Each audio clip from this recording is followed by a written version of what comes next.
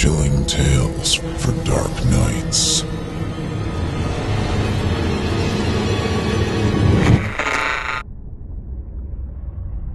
The following performance is a first-round entry in the 2017 Evil Idol voice acting competition.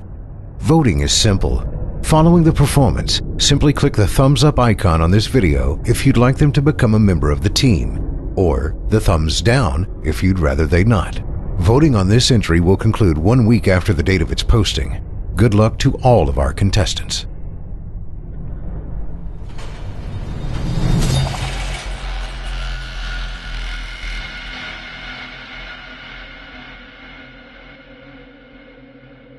The cries were shocking, and as I stood in the brilliant apartment, alone and dazed, listening to their vanishing echoes, I trembled at the thought of what might be lurking near me unseen.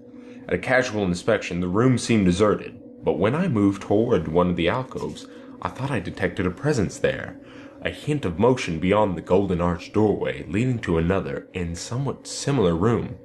As I approached the arch, I began to perceive the presence more clearly, and then, with the first and last sound I ever uttered, a ghastly ululation that revolted me almost as poignantly as its noxious cause, I beheld in full, frightful vividness the inconceivable, indescribable, and unmentionable monstrosity which had, by its simple appearance, changed a merry company to a herd of delirious fugitives. I cannot even hint what it was like, for it was a compound of all that is unclean, uncanny, unwelcome, abnormal, and detestable. It was the ghoulish shade of decay, antiquity, and desolation, the putrid, dripping eidolon of unwholesome revelation, the awful bearing of that which the merciful earth should always hide. God knows it was not of this world, or no longer of this world. Yet to my horror, I saw in its eaten away and bone-revealing outlines a leering, abhorrent travesty on the human shape, and in its moldy, disintegrating apparel, an unspeakable quality that chilled me even more. I was almost paralyzed, but not too much so to make a feeble effort toward flight. A backward stumble which failed to break the spell in which the nameless, voiceless monster held me. My eyes, bewitched by the glassy orbs which stared loathsomely into them, refused to close, though they were mercifully blurred and showed the terrible object but indistinctly after the first shock. I tried to raise my hand to shut out the sight, yet so stunned were my nerves that my arm could not fully obey my will. The attempt, however, was enough to disturb my balance, so that I had to stagger forward several steps to avoid falling. As I did so, I became suddenly and agonizingly aware of the nearness of the carrion thing, whose hideous, hollow breathing I half fancied I could hear. Nearly mad, I found myself yet able to throw out a hand to ward off the fetid apparition which pressed so close, when in one cataclysmic second of cosmic nightmarishness and hellish accident, my fingers touched the rotting and outstretched paw of the monster beneath the golden arch. I did not shriek, but all the fiendish ghouls that ride the night wind shrieked for me, as in the same second there crashed down upon my mind a single and fleeting avalanche of soul-annihilating memory. I knew in that second all that had been. I remembered beyond the frightful castle and the trees, and recognized the altered edifice in which I now stood.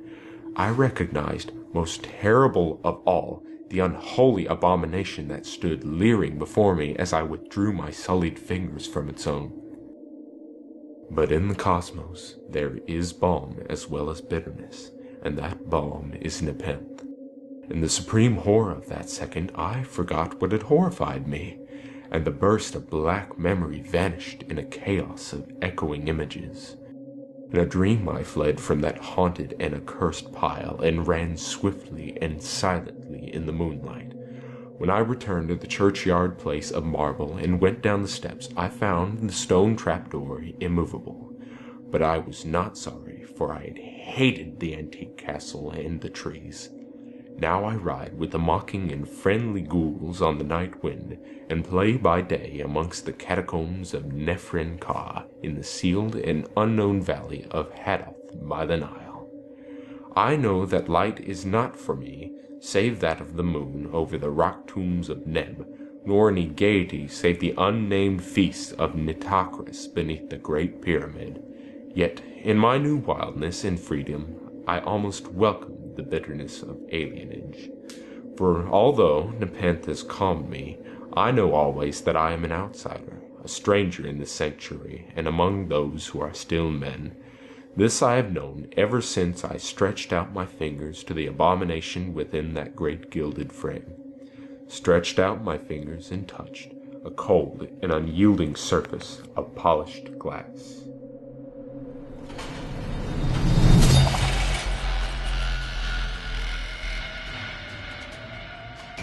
Thank you for listening. If you haven't already, don't forget to cast your vote for this contestant via either a thumbs up or thumbs down vote. New entries will be posted throughout July. Be sure to tune in and vote for each of them and help decide who becomes the next evil idol. In the meantime, turn off the lights and turn on the dark. Chilling tales for dark nights.